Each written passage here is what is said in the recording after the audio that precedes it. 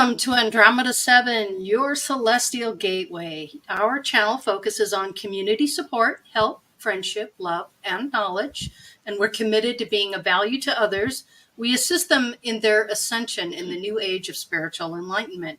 And thank you all to our new followers through Facebook, Instagram, Minds page, as well as our YouTube channels, including Pure Love Ascension, which is our backup channel.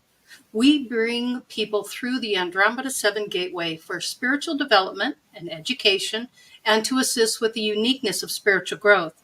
There are many other channels out there that assist in that growth, but look for our channel and subscribe, Andromeda 7 Celestial Gateway, sometimes referred to as the A7 group. Well, you know what time it is. It's Friday night, and it's time to feed your mind and grow your heart. And tonight, we have a fascinating show about psychic detectives finding the lost. And we are so thrilled to have a special guest tonight, Nancy Matz. And I'm going to throw this over to Teresa, and she's going to go ahead and introduce our special guest and get us up to speed on everything. So, Teresa, the floor is yours. All right, great. Hey, everyone. It's good to see you. And Nancy, it's a pleasure to have you back again. We so enjoyed our time with you with Matt. It's been a while, but boy, it's an honor and a pleasure to be here with you again tonight. And folks, for those of you who didn't get to meet Nancy, she's actually a highly trained and skilled psychic medium of over 33 years experience in the field. And she's a guest speaker and author. She's written several books. You can go check out the information on our YouTube channel description page for this program. You'll see all the links of where you can find her. Since 1990, she's been applying her gifts in the areas of hospice care, transitioning, contacting deceased loved ones, past life regressions, and psychic field work in both the paranormal as well as in criminal investigations. She's conducted more than 40 paranormal investigations, for example, with Carolina Haunts just alone, plus other shows that she's appeared on in doing investigations. She's a ghost investigator and remote viewer. She's got at least 6 years with Ghost Tours Sacramento Cemetery as well.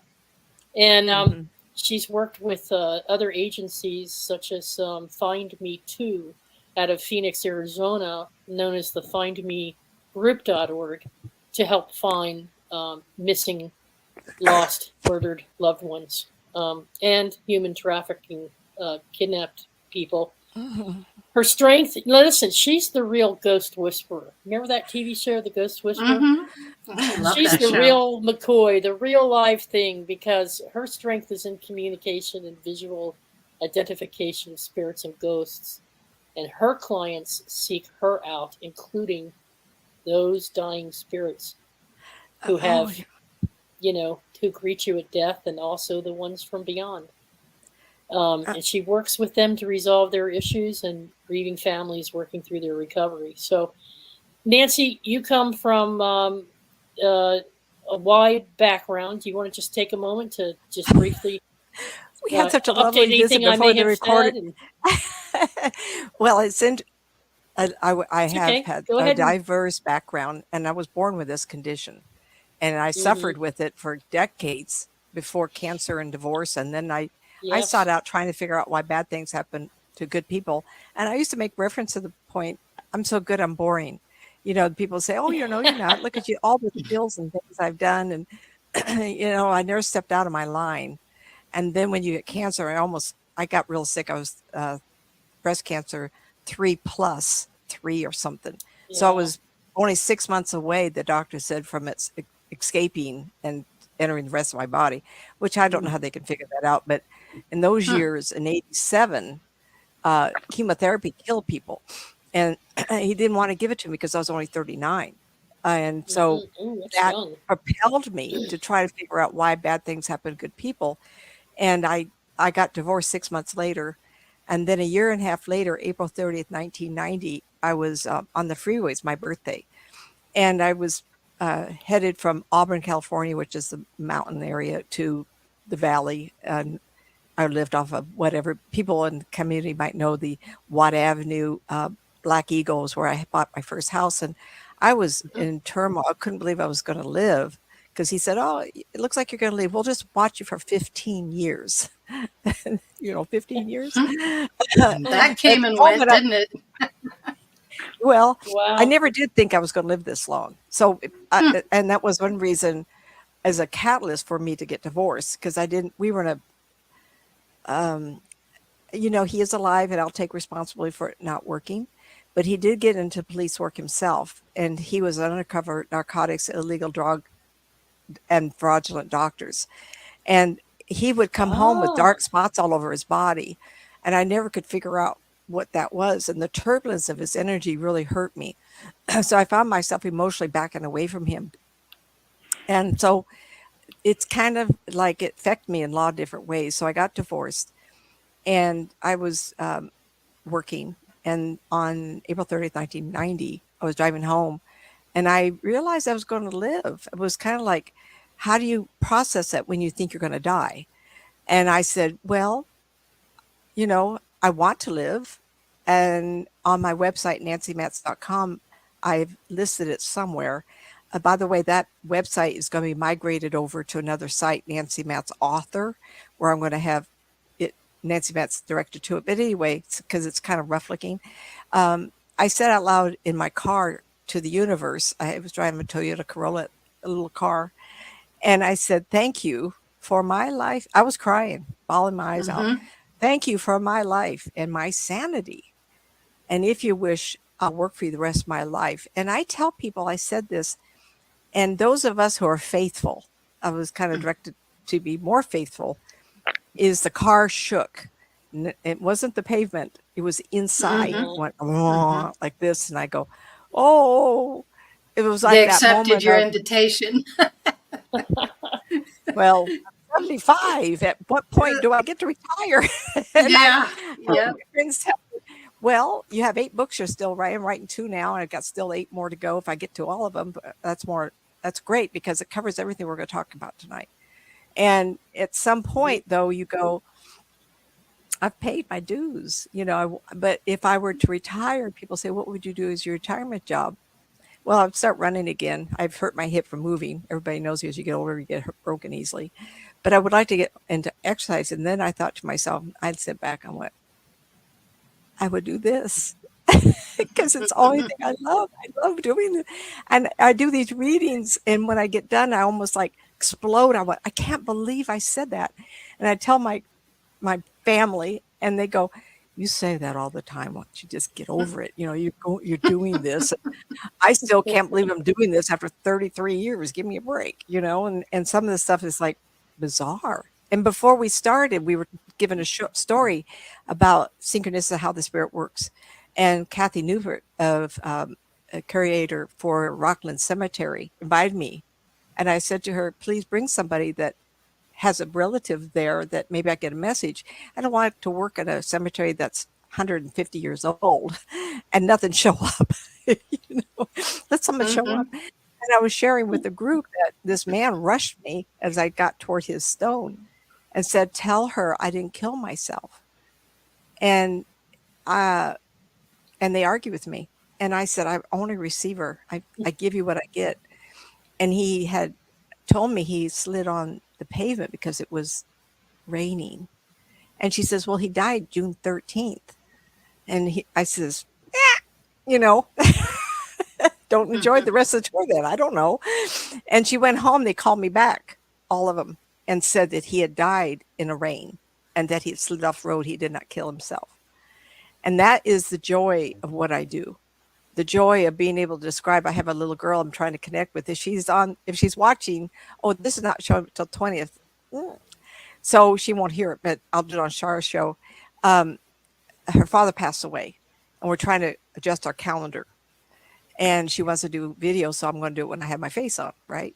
So that's what I enjoy, because I thought of her instantly, and I saw the mother greeting him, and I can't wait to describe to her who I'm looking at, because that is the validation most people need.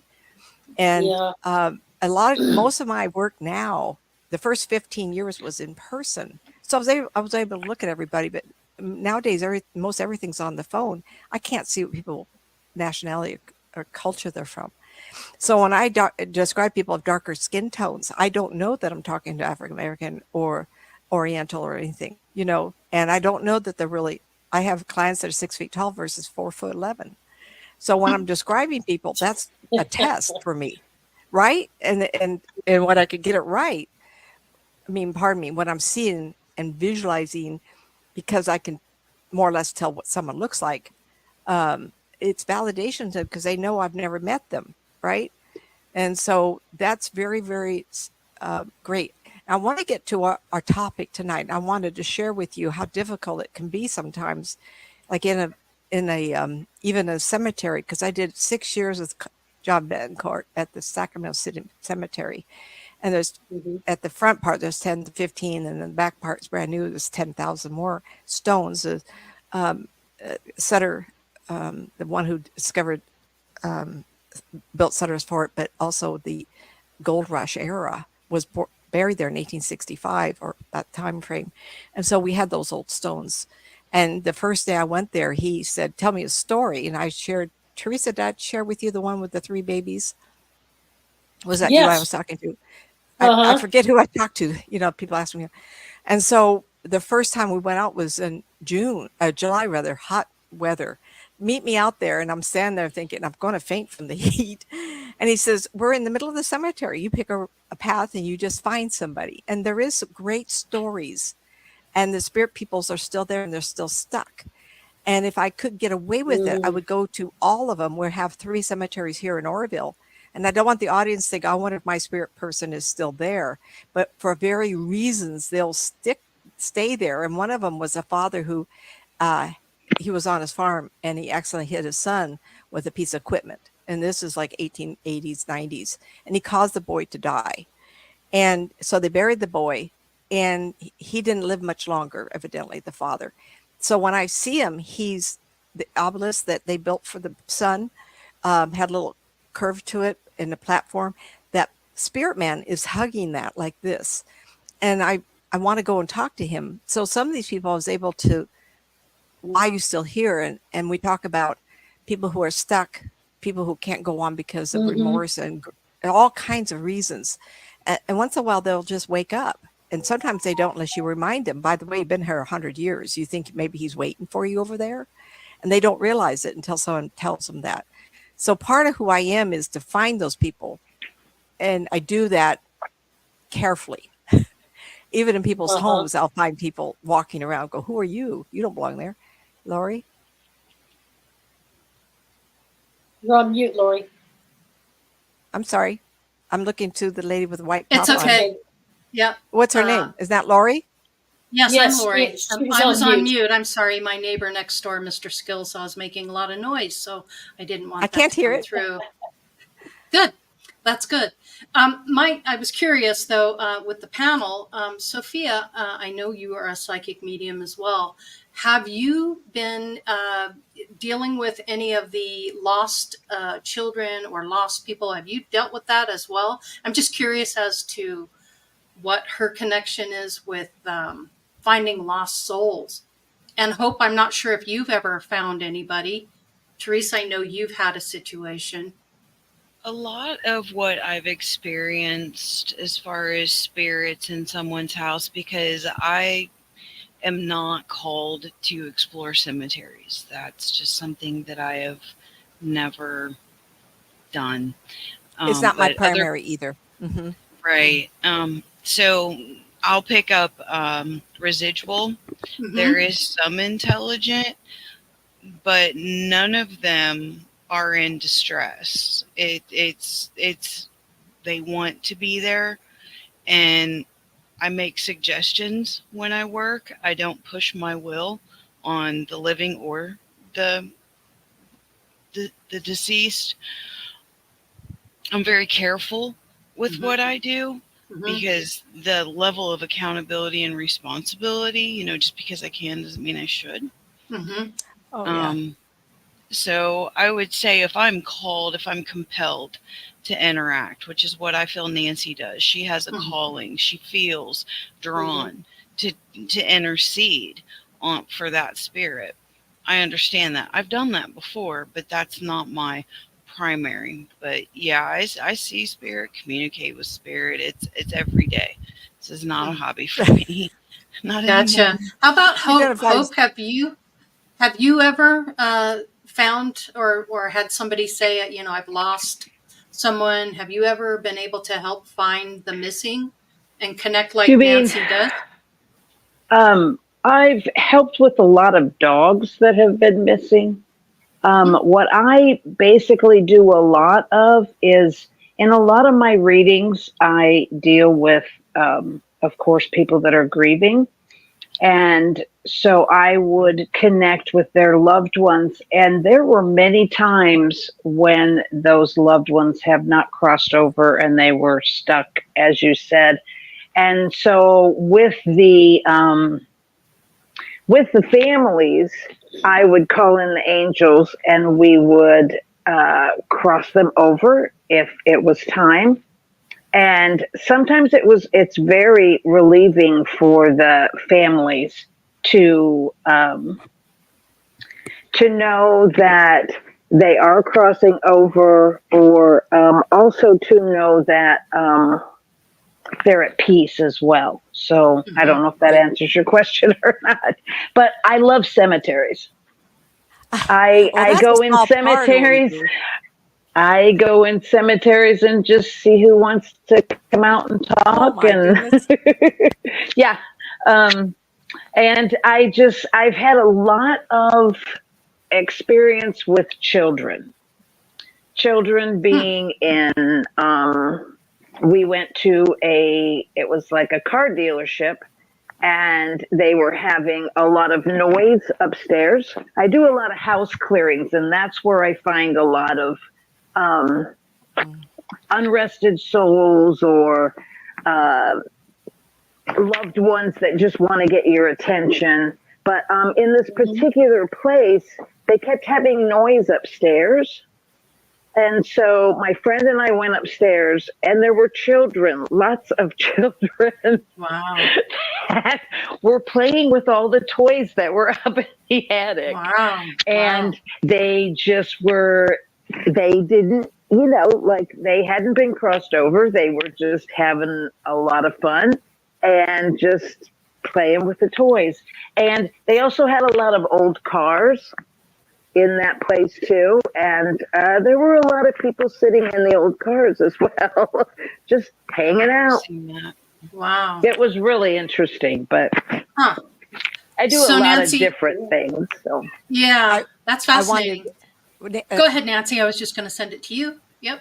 Kind of want to get back on some of Teresa did a wonderful job with some of the things that we should be talking about. And unfortunately, I get talking and I can talk. Okay. What type of training would be helpful for psychic detectives? Clearly, those who Sophia and Hope get a lot of experience for sure. I am a mom and grandma, great grandma now, and I do have a lot of emotional connection to people.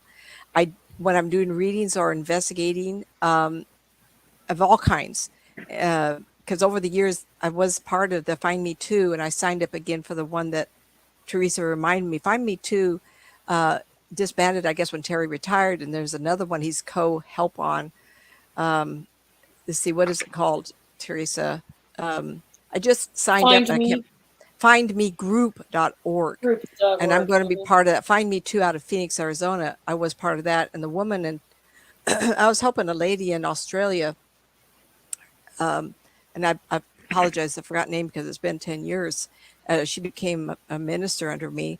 I gave her a license so she could do other things. And she was helping. And she would call me up with cases. And one day she brought me a name, and I started describing his youth and what was going on. And unfortunately, he had been murdered and everything. And she says, "Why aren't you working for this group?" And I went, "Oh, what group?" And so she connected me with this. And I think this is really, I love this. Be authentic, sincere, honest, compassionate, respectful of all parties involved. 100%. The hardest thing is the word disassociate. You have to dissociate yourself, your boundaries. Your boundaries are important, but with the case. And he had me working on some live people, some girls that had run away. And I'm real good with that because they're living. When someone's dead, sometimes I can see where they were. And if I can describe the person, they know I've got the right person. But sometimes in the moments of being murdered, this is kind of odd, depending how they felt at the time. If they're conscious and alive, like a woman was being murdered because she was going to be raped, and I saw him drag her from the house. He was beating her up as he's dragging her by one foot. It was kind of crazy. And he went to a shed, and I was able to tell the family, this is what I was seeing. And they all knew that because that's where they found the body. And then I was describing his murdering her, and the spirit sister came through, and I was showing him, it's like a movie to me. And she reached in the woman's chest. She says, you don't have to be here for this. And she pulled her out. And the family, and I said, well, she didn't have to be there for that death. And I described the woman as sure it was a woman's sister that had died a few years earlier. And that in itself is very important. The killer was a tall, thin, younger man with dark hair and everything. It's like, did that help them? Or did my showing them, knowing how she died, but the sister took the spirit of the woman before she was murdered? What really did help?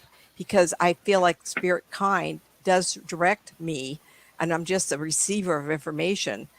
Telephone company, I was a supervisor for a lot of years, and I took a lot of training. So that training allowed me communication skills, and working the Canonali gave me a lot of communication skills. So I know how to talk to people. I worked telephone company for 24 years. My background is engineering. So I've learned, and I'm an artist too. So I've learned how to look at people. I can remember. And it's kind of curious because all these years I can remember, I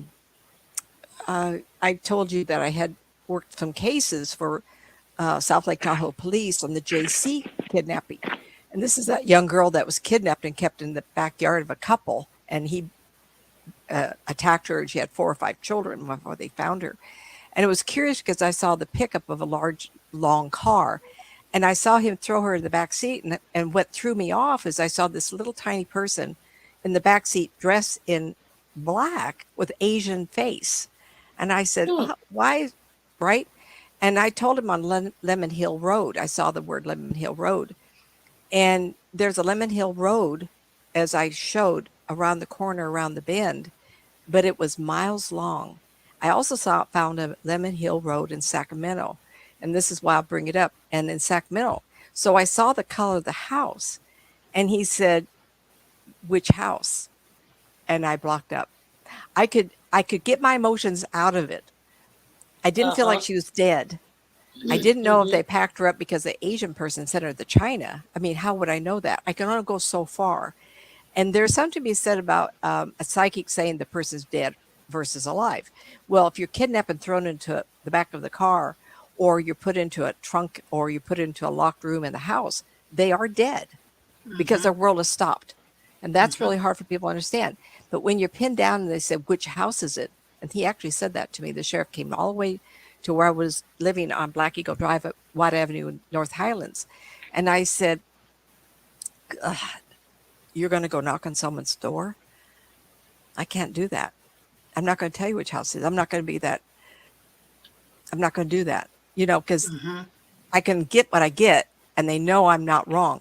Well, when that woman was finally rescued, she had grown into a grown woman and had children.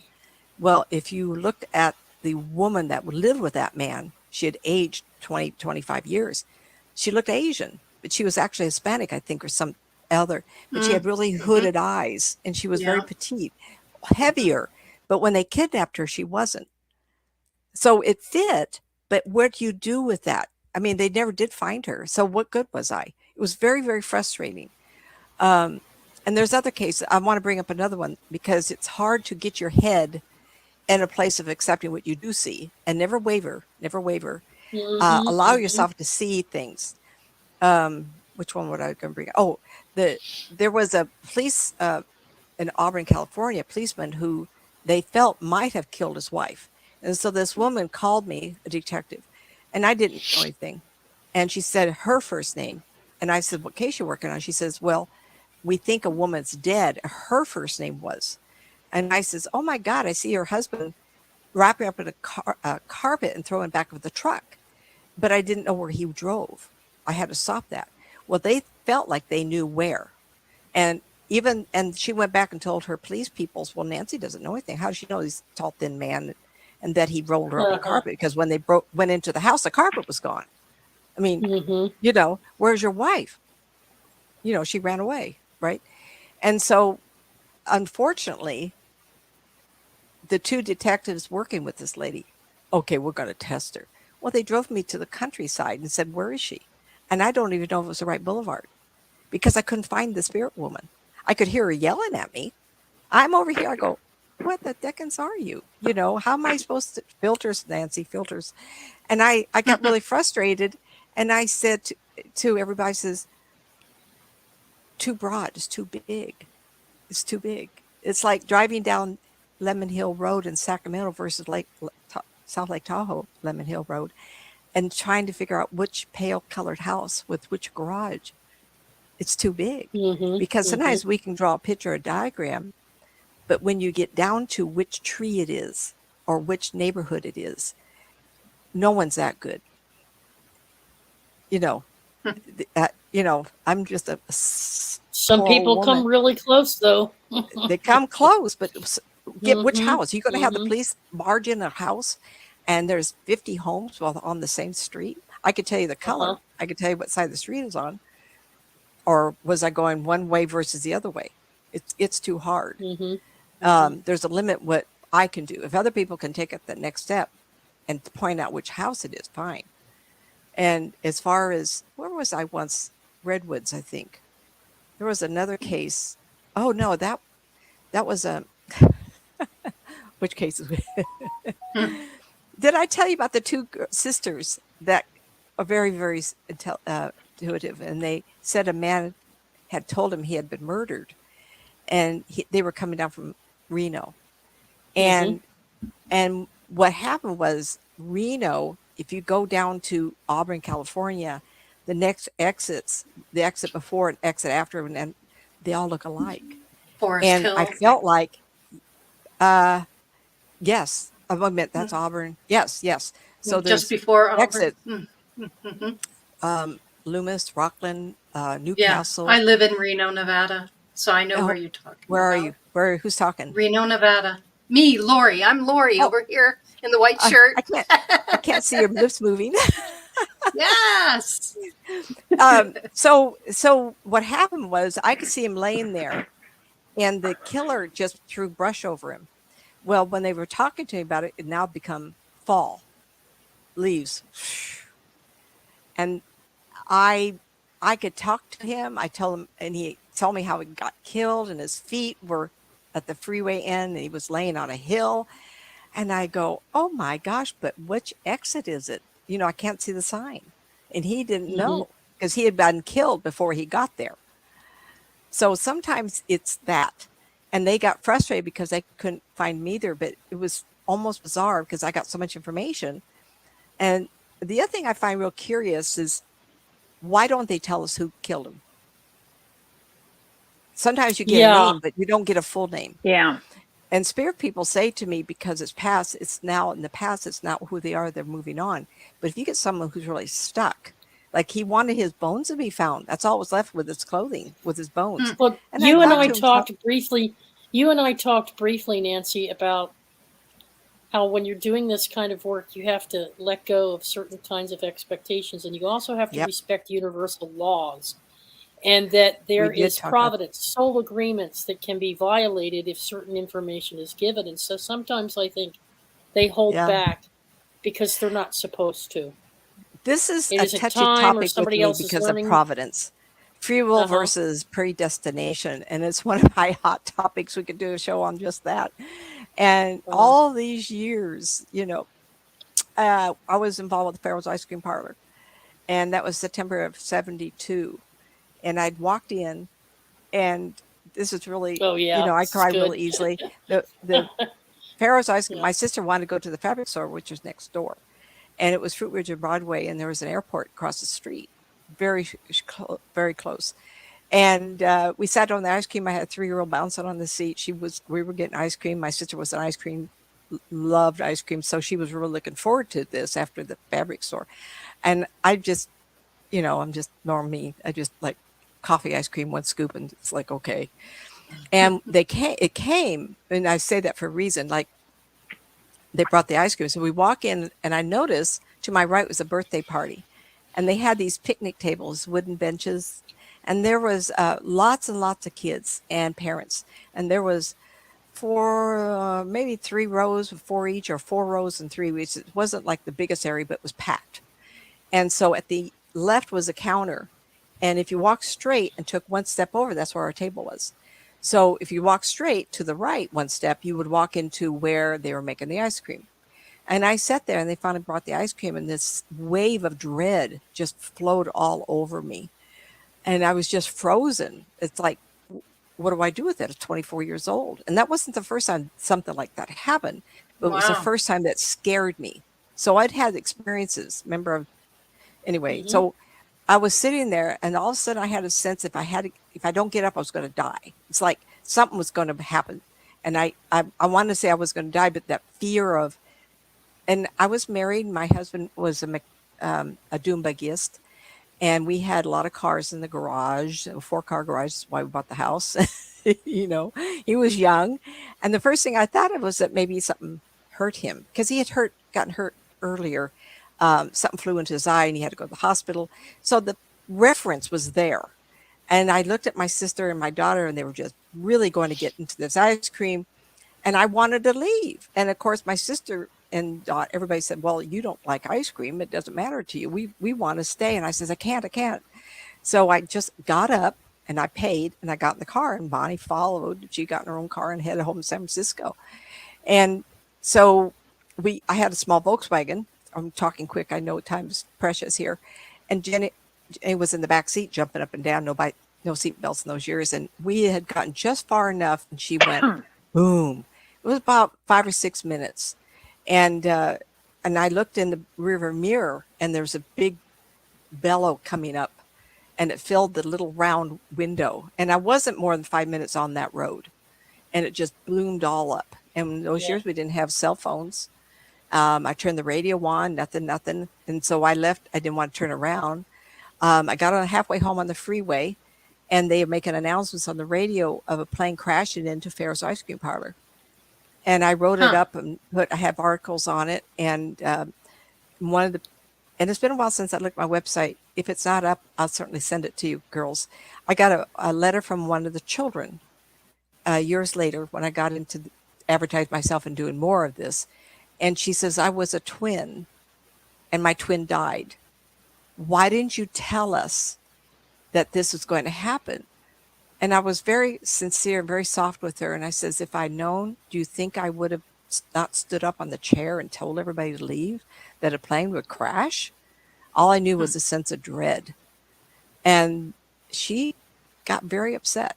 And I can appreciate that. But who would have believed me? I was a 24-year-old. That's amazing person. That would have been difficult. Yeah. Mm-hmm. So, Lori, what do you think in terms of when we get premonitions like that? And I've asked the question before. Should we tell people? Should we not tell people? Should we just run for the hills ourselves and save our own butts? Or I guess it's how do you in make the moment. I mean, yeah. Who would have believed me? Yep. And Sophia, isn't that what we mean when we say we need to respect the boundaries? Yeah. Okay, it's the same thing with the murder investigations. And when I was involved, the Smiley murder case was going on. And I did, after we talked to Teresa, I looked it up, and they have found a killer. But I don't think he did all the killings, because I'm looking at a small woman too. So I think there's not a whole story being told. They captured him, and he finally admitted to the ones that he killed. And he actually claimed that he did more than he really did, because he's a sensationalist. But they've tracked down at least eight. Right, there was a whole bunch that more they have been able to verify, and he says there's a whole bunch more, but they're not sure whether to believe him or not, because he's led them down some rabbit holes. But let me just get back to Sophia for just a second. Okay, Nancy, sure. Because Sophia has talked about boundaries before, and this kind of thing is, you're going to get into this line of work. How do you know? For from your perspective, Sophia. What do you think about that? I give what I get. I give what I get. If spirit tells me to stand up and tell people to get out of the building, that's exactly what I'm going to do. If spirit just gives me a sense of dread that makes me feel I should remove myself or whomever I'm instructed to move, then I'll do it.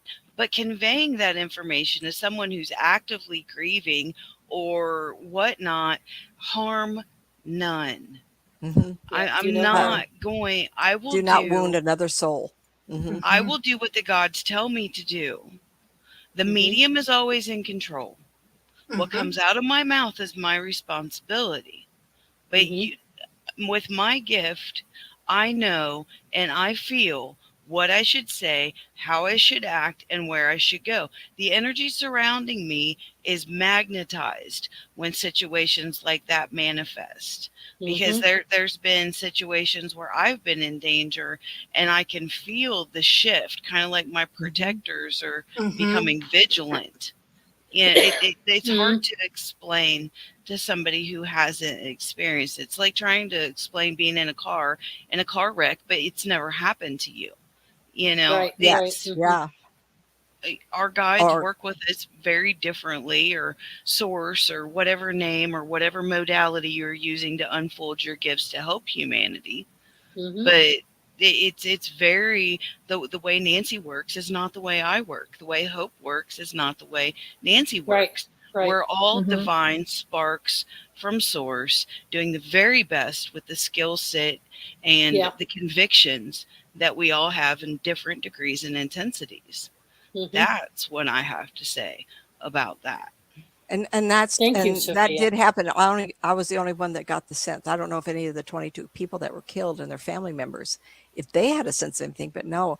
And I told Teresa, we had a wonderful talk about predestination. Time of death is predetermined. We get a little window. It's not always on the moment. We can slip back, but we have to leave before a certain time frame is over. And I have come to grips with believing that. And the only way I've kept my sanity dealing with people who are dying, and I've dealt with that, and families who have lost children, is worded in such a way that you have to be very, very careful. And I've had people trick me, and this is something that goes back to 91, 92, I think it was. A woman come to me and she said, my granddaughter is very ill in the hospital. She's asked me, when do you think there's going to be a turn in her health? And I told her the second week in February. I didn't know the child was going to die. And she died second week in February. And the woman came back and told me, she said, we all knew the child would die. What you gave me was something to brace for. You helped me get through this. And like the birth of a child, a client the other day, granddaughter was going to be born and was due at the end of this month. I said, last month. I said, it's going to be a week early. And it came 7 days early. And she says, what that did was it hurried me to buy a few things so that I would be ready for that child. And it's like, that also is very helpful for people. I can't go to a person I've helped die or who is dying. One of the areas that seem to be, people seek me out is the death, dying, grieving, and recovery. People who are going through transitional life situations, a divorce or whatever. It seems like I'm set up for that. But getting back to, we wanted to do this investigative aspect of our talk here, you can always have me back for those other things, is letting go of ego and allowing the information, like Teresa said. If you can, keep in your mind that the universe, the divine providence, whatever we want to call it, is in control of everything. And even though I haven't cared for what's happening to me in my life, I accept the end result has made me the person I am today. So we have a hard time understanding that sometimes even the death of somebody creates a lesson, experience, I call it, not a lesson, experience for the other people, because I do believe we choose a life to experience life. And sometimes I have to word it in such a way that allows that person to see the end result. A few times I've said to people who've lost children, I says, you will have a mother in Reading called me up, and a daughter had lost children, and she was on her second child. And I says, oh, you're just going to be so thrilled. The fourth one is going to be a boy with red hair. It's going to be grandpa coming back. And the woman says, oh, no, she's only having two. Well, number 3 came, and then number 4 came. And the 4 was, not planning to do this. So she had 3 girls. She wanted the son born with red hair. And He ended up being a redhead. And she called me up. She says, you won't believe this, but the boy came, red hair, but he's the other grandfather, not the one I had pictured. Yeah. And I love that story because what that did was it brought to her, I guess, mannerisms or how he looked just like that man. Because what that taught her was to love life, live it every day, because there was a plan and it follows through, and grandpa came back. So there has to be more continuity of life. And I haven't heard from that woman in ages, but it's so comforting to people that you can do that for them. So what kind of training do you need? You gave me a reference to a site that trains people to be detectives. Well, before we get into the training, I wanted to ask you something, Nancy, because before we go into the training, there's one more key thing that I think it would be helpful for psychics to understand if they're getting involved in this kind of ministry. Mm-hmm. You and I talked about that you have to accept the fact, you have to be accepting. You have to understand that you're not always going to know what the outcome is, and you're not always going to know about follow through. And I had an experience when I wasn't spiritually awakened like I am now back in 2001. And I won't go into detail, but I will tell you that I got spooked on a walk one day. My dog went off. He went crazy. We were being stalked by someone. I got flashes of a crime being committed, and I couldn't tell if it was being committed against me or another person, but he was actually murdering and having his way with someone. And he stalked me, and I had to hightail it out of there with my dog because I got the heebie-jeebies, but I was given 3 or 4 different visions of this murder with details, okay? Oh, my. And when I got back to the house and I saw him going up the path into his house, I knew that it was my neighborhood. It was my community. So I knew he was in that corner house. I called the police to report it. I don't know what I was thinking, because how do you report something that hasn't happened yet? But I didn't know any better. I'm reporting a suspicious character. They're like, why are you suspicious? I said, I think he either just committed a murder. Well, did you see him do it? Well, no, but I think he did. Or I think he's going to. But I don't know if it was me he was intending to kill. I get visions once in a while, and they're right away, they're shutting down, right? Right? You're some kind of a fruitcake, right? Yeah. So they give me a case number, like a report number, police report. Well, okay, thanks for doing your civic duty, and we'll check him out. They never did. And then 4 days later, helicopters, police cars, everything. The murder occurred to a woman, exactly where I said it would be. I envisioned almost the exact, I saw her being taken care of with a piece of clothing, like a belt. It was actually her bra that he used. Details, little teeny details were off. I saw him throwing something into the woods. Later, it was reported it was his tennis shoes that he was trying to get rid of. I had details, and I knew where he lived, and they still didn't check it out. So I called them. Here comes the ego, because I wasn't awake like I am now, okay? But here comes the ego. Here comes the disappointment. They didn't follow through. I told them what I saw, and they didn't follow through. And they're not letting me know anything, so I called again. I said, what is wrong with you? You're still looking for this suspect, and I told you in this case number, here's the case number, here's the report. This is where the guy lives. Okay? He's real big. I described him and everything. Right? I said, I even told you the details that you're reporting in the newspaper. This guy's the one that did it. Did they listen to me? No. They said, well, the detective will get back to you. Nobody ever got back to me.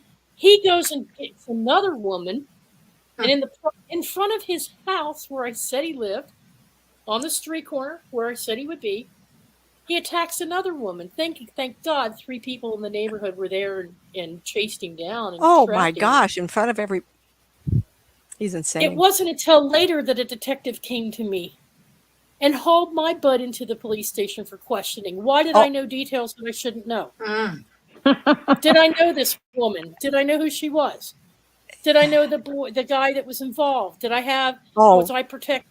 I'm like, my employer told him she wasn't anywhere near that park Wednesday afternoon. She was here in the office with us all day. Oh, thank goodness. Leave her alone. Let her go. She has an alibi. She's the one that called it in. So why are you? So I think that you have to understand, and then you find out later, by the way, other people had called him in as a suspicious character. The prosecuting state's prosecutor was fired for not giving the police the information they needed. Oh, I love that. Apparently they did go to this guy's house after the murder. They did it. It was all mishandled. But I never knew the outcome. I never knew how they finally. And I was just sitting there going, what's the point in speaking up about this? If you're given a gift like this, what's the point in coming forward? Now I understand. Now I understand everything. And you and I talked about the fact that sometimes things are just meant to be. And even if you do prevent something, it'll happen. It'll still happen if it was in your agreement. If it was in your soul agreement, it's still going to happen a different way, maybe at a different time, but it's still going to happen. That is so hard to accept from families. Yes. Oh, I can't believe that they asked for that. That my too many stories. Sue, who's allowed me to talk about her and Jason, when her son was hit by a drunk driver in front of the house where they had been visiting, he went across the street to help get a crowbar from Sears tire shop to fix the woman's tire. She ran into the street to get him, and his head had been bashed open. And yet she's so powerful as a psychic. Everybody would love her. She'd be interesting to interview for you about this. This is October of 92, I believe it was. Anyway, so it's been a lot of years. And she willed his spirit back in his body. It was amazing. But in the interviews of her, we talked and talked and talked. And I was told by the grandpa who greeted him that they gave him 6 weeks more. And she sat back and she just went, I go, oh, what? I thought I did something wrong. I'm so sensitive to that. My father was killed when I was 6, so I had a whole lifetime of grieving here. And she said 6 weeks early, there had been a power outage and everything stopped. That happens in neighborhoods. And 6 weeks earlier, he had been in the basement to throw the switch on the fuse box, electric box, whatever, like that. And when he looked down, he was standing in a couple inches of water. They saved him. And in those 6 weeks, he got reconnected to his dad. He wrote letters to everybody. He got back together with his half brother. It was a lot of closure because for whatever reason, and then he got hit. So there's this window that he could not. There's the window you were talking about. Okay. Yeah. And that Sue, I'm not going to say her last name because she doesn't know I'm talking about her now, but she's given me permission to talk of this situation. And I will write a small book about this because we had a lot of visits. And he's the one, I was given a talk in Theater of the Round in Madison Avenue and the freeway. And I had all these people and talk about spirit. We're not going on the topic. I want to get back to this. We had everybody come in. It was 150 people. So they give half a ticket, throw it in there. And then they'd hold on. And so Sue was in the front on the third, fourth row. And the first person for a question was the lady on the left. The second tag was the lady on the right. And I says, oh my God. The third ticket was her. And just as that happened, Jason went and hit me. And it was on camera and everybody saw what happened to prove that he was alive. And it was amazing. And this will all come out. It's just endless stories. But this was very, very hard on me because I was very close to her. And when this death happened, I realized how, as a woman, a mother, that I had to remove myself, not only from that, but for anticipation of what else could happen. So on the Find Me Too group, we were given literally pages and pages of missing people.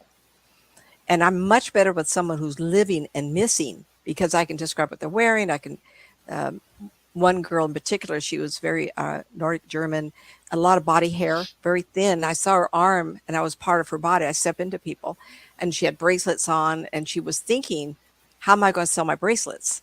Because they wanted to go and it was from somewhere else traveling to San Diego, not knowing the boy was going to take her over the border into Mexico.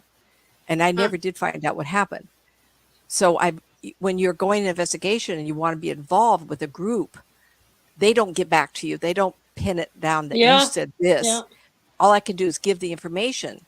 Give what you got, Get what you got and be okay with that process. And because I've done a lot of this.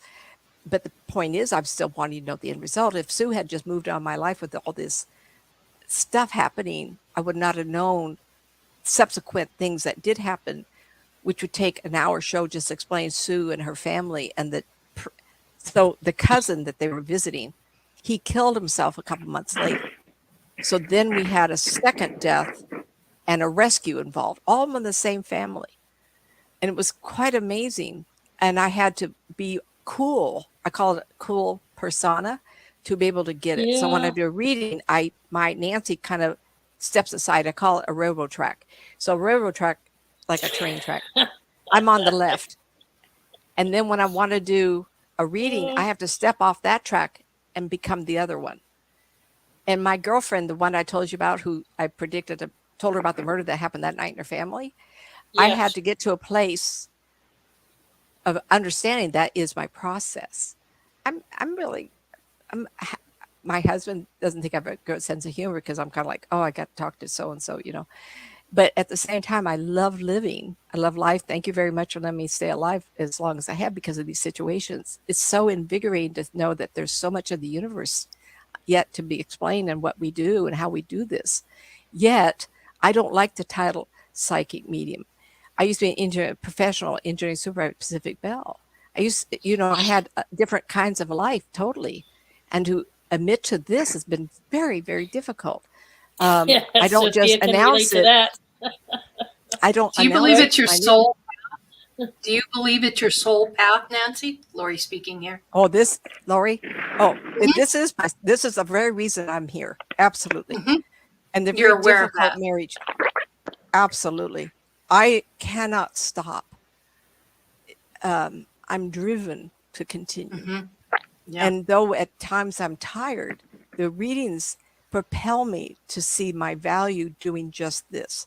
I'm only an instrument. Though at times when I do readings and I'm sharing with you some stories, oh my gosh, I could talk a whole hour just on Charlotte Kosa, Kosa, Kosa, California Haunts, all the things I've done with her. Just, I get to a place where it's mind-boggling, and all I can say is a testimony that this is real, because I am real.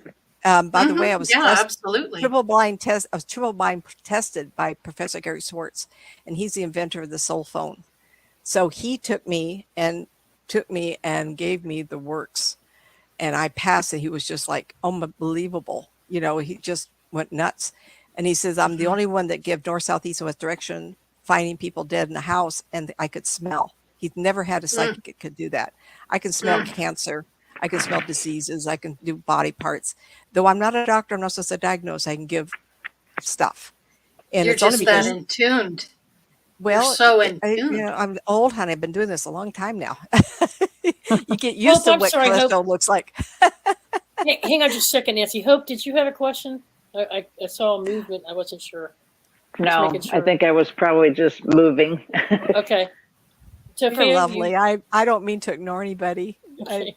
No. I'm just trying to make sure because I'm trying to see everybody on the screen. Yeah, for me. That's right. So getting into the training, shifting gears now to the type of training. Some of the things I'm talking about is very difficult, but once you experience it a couple of times, you learn that you are a valuable tool, and you cannot let your feelings and emotions or your expectations. Now, I was sharing with you with Sue Gibson how hard it was to deal with somebody I was really fond of, very close to. And I really, really liked her. Long story, our lives, migrate. I went to Arizona for a while. I got sick. My husband got sick. Life is life, right? And so I've lost touch with her, though I see her on Facebook all the time. And there's some people we connect with, like you two girls that have past life. Clearly, Sue and I must have had a past life together. And so I go to a place of emotionally, as a woman, grieving with her. Because I grieved my father. My mother grieved her father. And my father grieved his father's death. All of 3 in a row lost their father's early life. And when my kids were born, I looked at my husband many times and thought, is this going to happen for the 4th time in a row? It's very difficult, and I never got a hit. Though we had a couple close calls. But when you go to practice is very important when you do this for a living. I tell people all the time, those who you listen in the audience, practice is the hardest thing in the world to get. I was so lucky to be associated with the Spirit of Grace Church, where I was working every Friday night. I'm not positive that's available anymore. So my sister and I started Block Talk Radio in 2007. And my sister and I got on there, and then I had a show also. Shar, at the same time, California Haunts started also. I think she was a year earlier. And so my sister and I would do, it was called Psychic Sisters Talk, Block Talk Radio, I think. And then I had a show, Nancy Matz something. And so that practice was invaluable. Then with Shar, I was on her show. And then I got on Port Orange Paranormal, Block Talk Radio with George Lopez, and we were doing investigations with him also. And you could see with my own clientele working how many times I've turned the switch on. So I tell people, if you want to increase your abilities, you have to put yourself on the firing line. You have to stand on the edge of the cliff. You have to be willing to accept the information, cause blanc, and give it. When someone doubts, I go, eh. And Teresa, I was telling you, I did a group of 15 people, and it was Sue Coop's group in South Sacramento. It wasn't your group. Okay. But I had 15 people lined up, and all I did was, I do this is easily over the phone, because I did it with California Haunts, and I would say, who's standing next to you? Oh, you had two people next to you, and I was telling you who they were. One was your father, right? Teresa, the day we talked. Yeah. Because all I did was turn the switch on. Yeah. It was my father and my, your sister who had passed away, and she looked wonderful, by the way, didn't she? Yeah, like she was younger. So I see these dead people showing up. All I do is turn the switch on. So I'm standing here talking to you, and also I step over real quick, and then I come back. So you have to learn to turn the switch on. And when I go to the right and I turn that person on, I allow whatever comes to me to be said. And one time I look at your father. Yeah. So I was told, I don't know if I remember telling you, but a lady in the subdivision I just moved from, her father came to the front door with her. And I was looking at this man, he was having a hard time manifesting his body. And he didn't put his glasses on. And she says, well, you're wrong, because he always wore glasses. And I looked up and I says, you do? And all of a sudden, he forgot his glasses. Like, okay, I got the height and the weight and his clothing right, but he didn't have glasses on. Okay. I go, probably didn't need them anymore. Well, he was trying to show himself to her, but forgot his eyeglasses. I don't care. And I tell people, I am a black and white person. Either you're going to be there or you're not going to be there. So I am willing to say exactly what I get. And as years gone on, my vocabulary is needs more filtering maybe, but at the same time, I love doing this. And I think that's the hardest thing to do when you are doing this, because you have to step aside of who you are and just do this. And that's a hard thing. I was going to ask you, did you feel that you had to, and this is for everyone who's thinking about any kind of career using your psychic talents and abilities, and you said that you were in a professional business in telecommunications. I was in the information systems. And did you come to a point where you just said, okay, I'm not going to do that anymore, and I'm going to dedicate myself to this instead? Oh, yeah. And make a living off of it? Or did you ever do both at the same time? And if you did, how did you deal with your coworkers who accepted or didn't? Oh, my gosh. How did that work out? I think Spirit really sabotaged me. I've skipped level to a higher level manager. And I was an engineering supervisor. Then he moved me over to union grievances, layoffs, and soft sales. So union grievances, layoffs, and I go, oh. And his comment to me was, no one's going to hit you. Because, I was a cute little girl, and, in my 30s. Yeah. So he did that. And then he got married. He wanted to marry. He says, oh, I would love to have, he knew I was doing this, because I would in the office be, all the time. And he said, I need to back up. So 1990, I got in the Spirit of Grace, May 4th, 1990. Well, I was still working at a telephone company. And I got into this, and within a month or so, I was starting to get people calling me up. It happened really fast. But I was still working. And the boss knew this, my skip level. I didn't have a supervisor between me and the third line. And so he knew I was doing this. And he says, oh, my God, he must have been very intuitive. He says, oh, my gosh. And And he says, I live in Lake Berryessa. Would you come up and entertain my wedding guest? And I said, sure, why not? No one knew. For them? I did 84 people, and 84 people were coming. So I probably read half of them in a day. Well, 5-10 minute readings. But remember, Spirit of Grace, sometimes I'd read 30 to 50 people one night. So that was common for me at that time. And I was young and I had a lot of energy.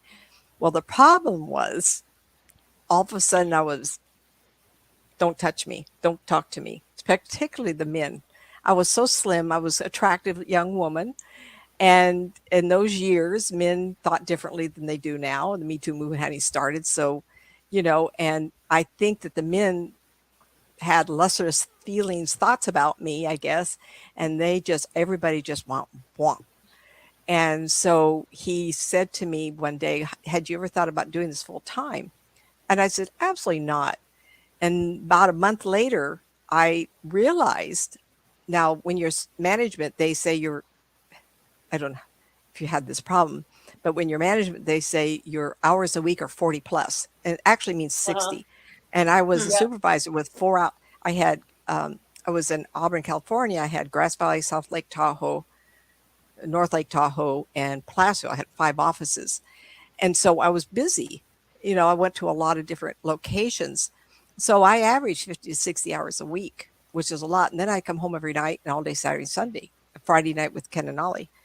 And so I was talking to Paula Bircher one night, and that's the lady that I told about the murder that happened that night in her family. And I told her, I says, I have to give up one of them. I can't do both. And I'm going to give up the readings. And I had been just talking to Mitch Mitchum, who was my third line. He lives in Clear Lake, California. And Lake Berryessa, Clear Lake area, something. Okay. And she says, how dare you? And I go, what? She says, you can help so many people survive their life. And so that became my mantra. If I have, and this is how I tell people this.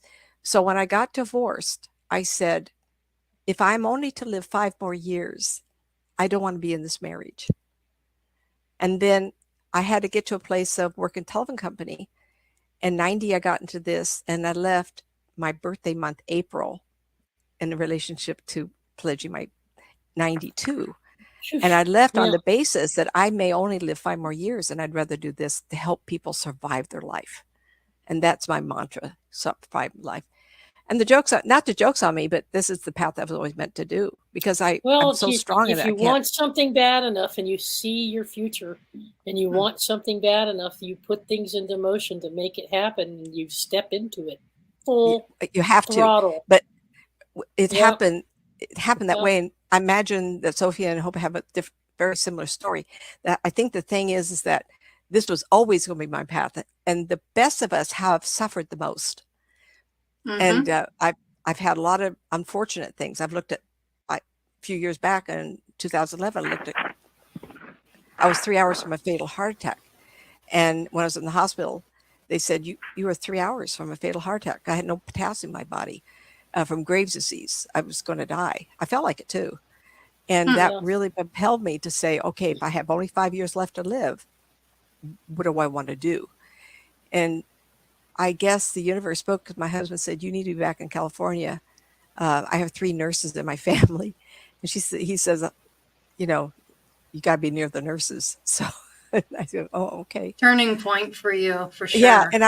And Professor Gary Swartz had asked me to be part of his mediums that prove the survival of spirit survival.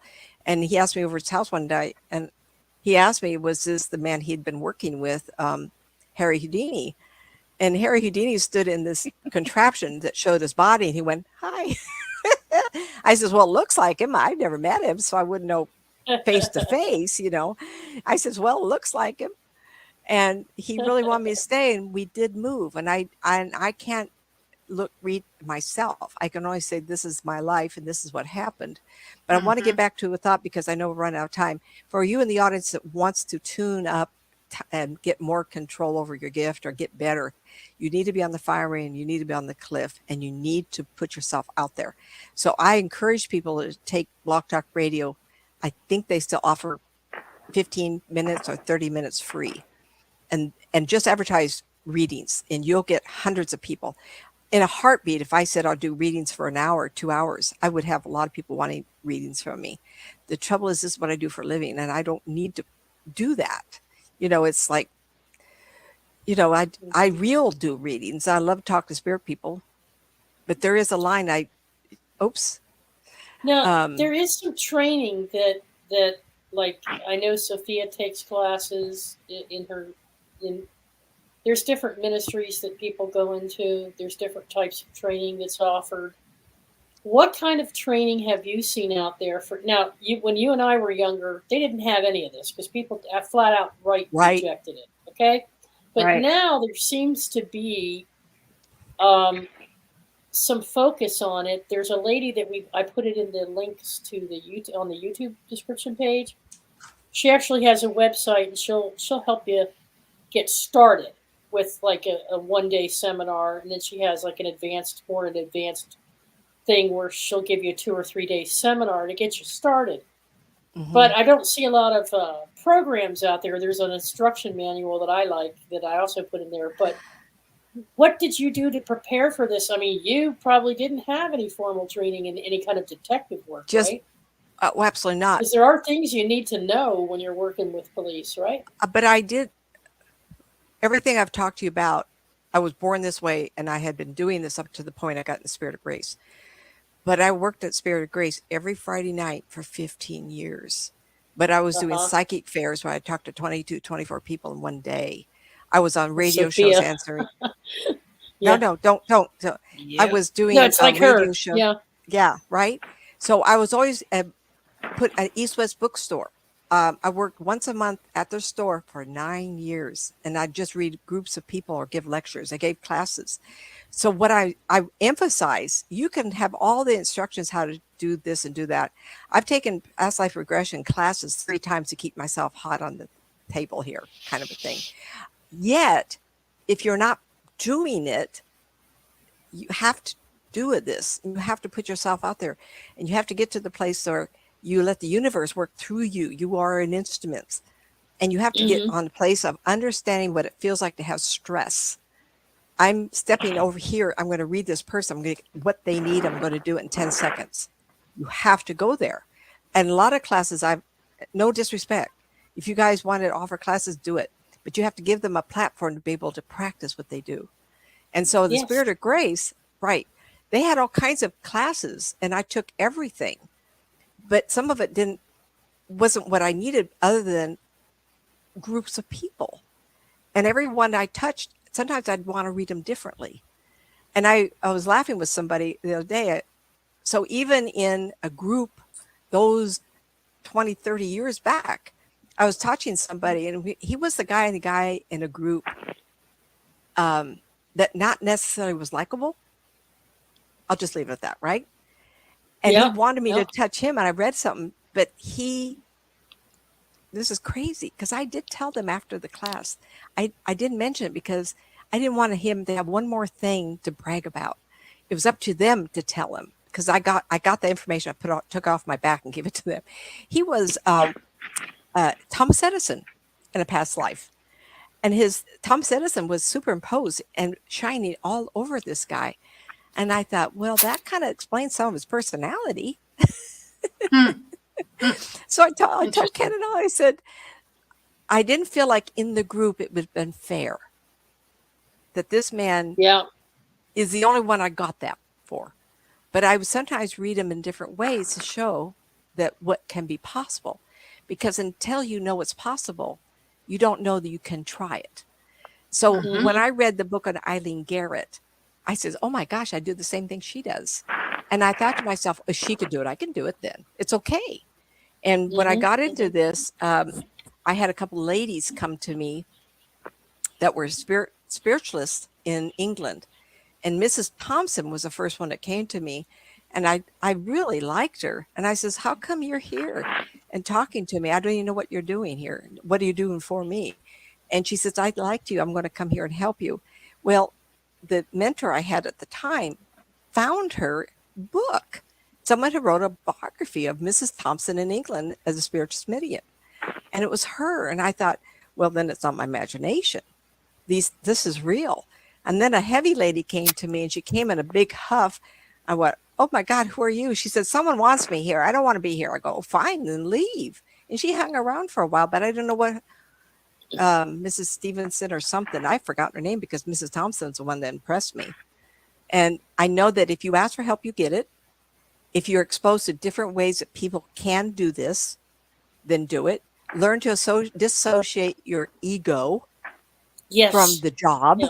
Step aside, step out of your space and just allow the information to come to you. Don't doubt it. And I have things like Spirit wants you to know he's missing grandma's rhubarb pie. And I have never eaten rhubarb pie in my life. Excellent. I don't even know what kind of plant it is. It is?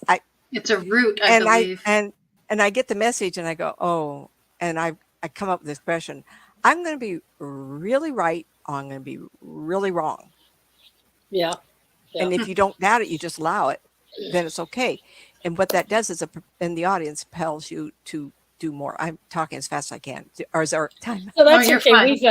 I just want you to know we've passed the 1 hour mark. We're at an hour and 14 minutes. So, and we do want to have you back for some additional opportunities. But I just wanted to give people, Lori and I were just trying to get people an opportunity to understand that you got to get out there, got to keep doing it, got to put the ego aside, the emotions, understand the boundaries, be conditioned. We had a show last week about conditioning all aspects, mind, body, heart, soul, all of your energy, all that work.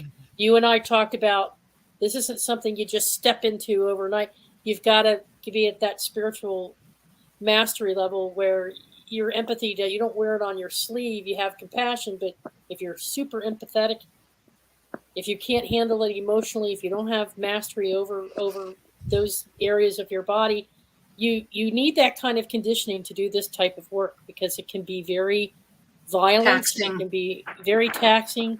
And we also talked about knowing your boundaries, not taking on too many cases at one time. Pace yourself at first when you're doing this, and then maybe you can do it. But you get pulled in too many different directions. And Nancy's got spirits talking to her. She's walking down the street, because they know she's a conduit. So they know I think what bothers me is when they wave for me from a cemetery. Norville has 3 of them, and when I go to Walmart, I can't look. Can I ask your audience to send me some love and go to my channel? Yes. And sign up because I hope to work with you girls. It's been out there, and you're going to do what now? You're going to start doing psychic readings. Believe it or not, when I was your web. I used to use cassettes, and so up to the point where I realized 2011 I started using digital and use MP3. So I record everything, I trust. And over the years, those people have called me back because they find these cassettes. Well, I kept copies of the ones I like the most. If I told you how many cassettes I have, you would go, ooh. But I have also kept 90% of all my MP3s because I put them on a hard drive. So I'm going to arbitrarily picking months and years and just picking it. And then I'm going to edit down on Audacity. And then I'm going to talk about that client and the situation. What is your YouTube channel name? What is the Nancy YouTube channel? I'm sorry, say again? My name, Nancy Matz, Psychic. So it's / the Apple. Mm-hmm. It's in the YouTube description page. It's one of the links. Yeah. Mm-hmm. You'll be able to link on it and go subscribe to her YouTube channel and stay tuned. Turn your notifications on because she's got permission from some of these clients or well, I'm not going to tell their name. No, of course not. No, you I will play what they ask me and what my answer will be or how it is, because our lives are so varied and all the spirit readings in the past life. I could go all night talking about some of the things, and it's not me. I am a tool. And the minute I put it me, then it doesn't work because my ego gets in the way. But what keeps me going as a human being is that this is possible. And there's so many good people who aren't doing this that should be. And I have 2 or 3 ladies that I've been begging. I can't do this for everybody. I'm trying to find someone to replace me. And it's hard to sell your clientele. You can't. I'm not going to. But there's got to be someone to replace us. And I've been looking, and you have to have the right mindset. You have to dedicate. You have to sacrifice. Mm-hmm. You have, and I'm not even going to go into what that means. Mm-hmm. Yeah. Yeah. Well, I'm imagining it's not an easy. Yeah, no doubt about it. It's not easy at all. We're gonna just close this out like we usually do. We're gonna see if there's any takeaways and talk to our panelists and see what did you get out of this, and do you have any takeaways or suggestions or additional questions? We'll start with you, Sophia. What did you get out of this tonight? Anything new? Well, some perspective, and I appreciate the time and the road opening that Nancy has done for people like me that have come behind her. They're using their gifts and talents that born with. I wanted to be normal. Promise you. Yeah. But I do appreciate everyone. I mean, that's gone before me to make what I bring to the table more acceptable, because there was a stigma. Yeah, there was a stigma, and it's penalties, beginning to fade. Yeah. And quickly, finally. But just we're all very unique. We're called to different facets of service.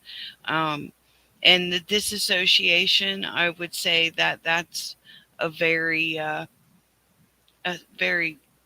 important thing to bring forward, but also, the golden staff. If all else fails, stay calm, because you freaking out is not the kind of energy signature, depending on, what you're doing. Just stay calm. Just cool. Stay I call calm. it being cool. Centered. Mm-hmm. Yeah.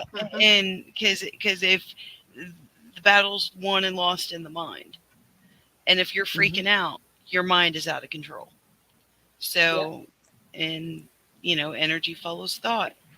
But I really enjoyed the conversation and the camaraderie, because all of us are very, very gifted, and we're all in service in different facets of society, because where there's healing, there's generally a minister, and not all healing is the same. So well said. Yeah. Well said. Hope, how about you? Thank you, Sophia. Yes, I wanted to say it was a pleasure meeting you, and I loved a lot of your stories. And I originally, when I started, wanted to go into helping find people or, with detectives, but it just seemed like it was too hard when you're getting those things, like violent things, to let go.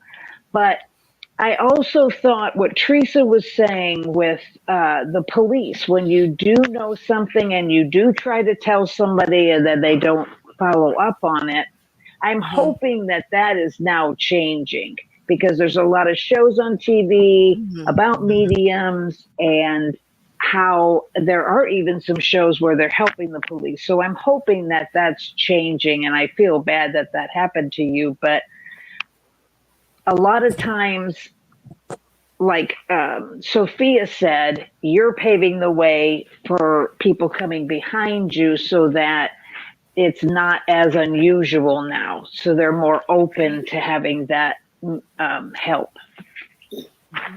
Thank you for that, Nancy. Yeah, definitely. It's been shown that some women, TV shows, I can't remember which one they are. One lady got arrested because they felt like she was involved. It was another state. I can't remember. Oh, it was that's ridiculous. Psychic investigators. If you look in the YouTube, and the woman was talking about her being arrested. Yeah, she got arrested, but she was let loose once they figured out she had nothing to do with it. But there's a what do you call it, confirmation bias, or some kind of a bias where you still have a certain mindset by certain people that don't want anything to do with it. And then you've got others who will tell you, I love that show, Psychic Investigators. I gave the link to it because they actually, it's a documentary of each case. They actually interview the police officers and the detectives that worked with the psychics.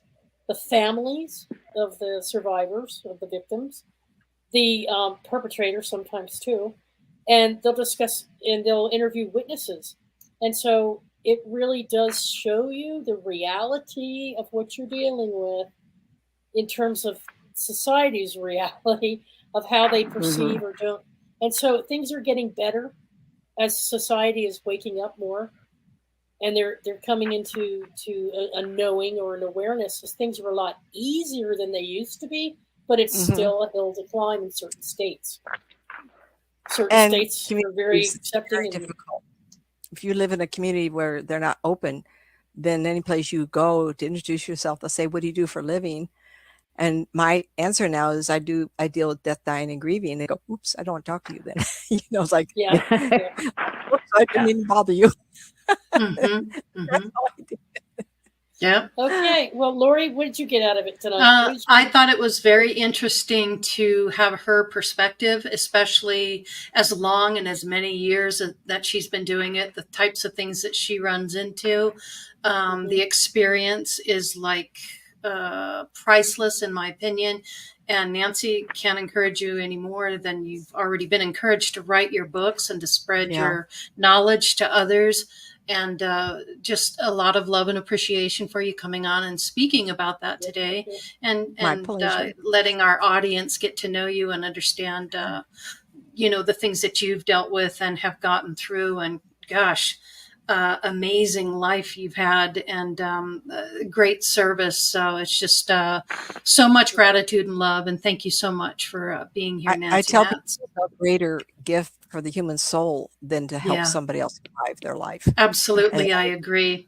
And that's why we're here. That is exactly why we're all doing it. Yeah. So we'll carry the torch. We carry the torch, and we try to let as many people as possible know, how things work, and educate, and people that want to know this stuff. So I just think it's wonderful that you are here to do that. So thank you kindly. We really do appreciate your time and energy. And I hope I didn't wear you out. I was like, there's so much to cover. It was fascinating. It really was fascinating. It's a lot to cover in a short period of time. And like I said, we could be great with you for days or hours.